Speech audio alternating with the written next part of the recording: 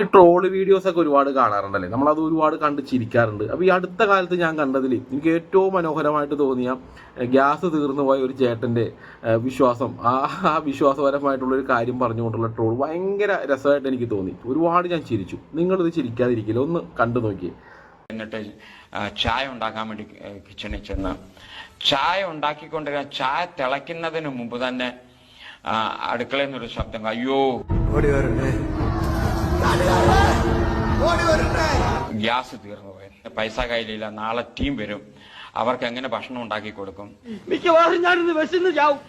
ഞാനും വെളി വന്നിട്ട് ഞങ്ങളുടെ ബെഡ്റൂമിൽ ഇങ്ങനെ വന്ന് ദുഃഖിച്ച് അവിടെ ഇരിക്കും. അയ്യോ എനിക്ക് വിശക്കുന്നേ. ഞാൻ വരാൻ പറഞ്ഞു, നമുക്ക് പോയി പ്രാർത്ഥിക്കാമെന്ന് പറഞ്ഞു. കാലിൽ തൂങ്ങിച്ചാവുക.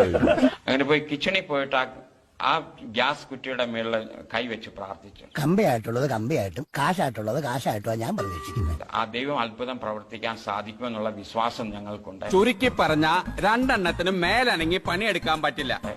അതുകൊണ്ട് ഈ കുറ്റിയില് ഗ്യാസ് ഞങ്ങൾക്ക് ആവശ്യത്തിനുള്ള ഗ്യാസ് തരാം.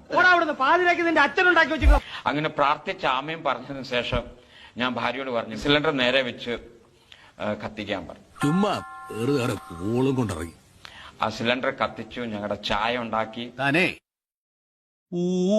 എനിക്ക് മനസ്സിലായി. ആ സിലിണ്ടർ കത്തിച്ചു, ഞങ്ങളുടെ ചായ ഉണ്ടാക്കി. ഇതേമാതിരി മറ്റൊരിടത്ത് വർത്താനം പറയരുത്. ഉച്ചക്കത്തെ ഭക്ഷണം ഉണ്ടാക്കി, വൈകിട്ട് ഡിന്നർ നടന്നു. മോനെ ഇനി ഞാൻ കൊന്നുകളയും. അടുത്ത ദിവസം ടീം വന്നു. ടീം ഒരാഴ്ച ഞങ്ങളോടുകൂടെ ഇന്ന് അവരുടെ ഭക്ഷണം ഉണ്ടാക്കി.